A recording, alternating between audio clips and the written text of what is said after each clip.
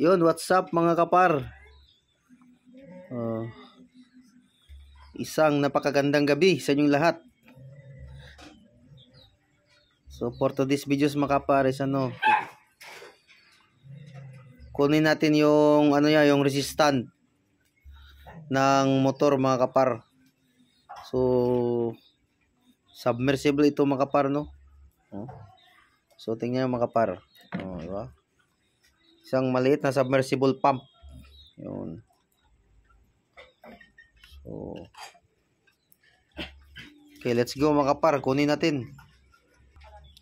So by the way mga kapar, no, itong puti na wire at saka itong pula is iisa lang mga kapar. So yun.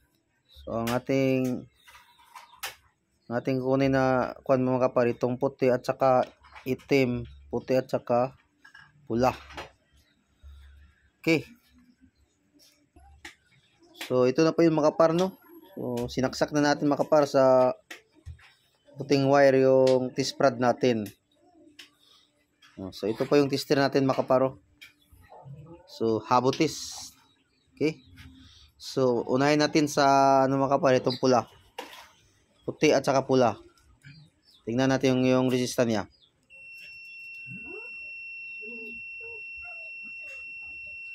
Yun, 26.5. Okay.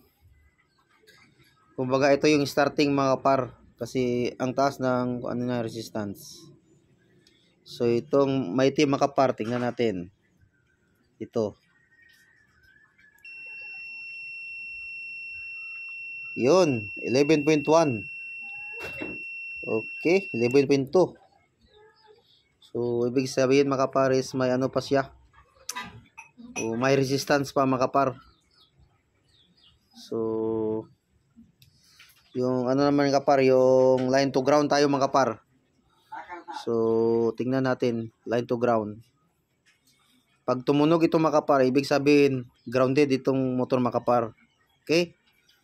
So yan po, nakasaksak yan sa puti. So let's go. Test natin if may ground ba, if grounded ba. Okay. Yun. So walang ground mga kapar, no. So ibig sabihin hindi siya grounded, ibig sabihin mga kapar, so okay pa yung winding natin, yung resistance niya or yung winding hindi pa walang problema. Kumbaga,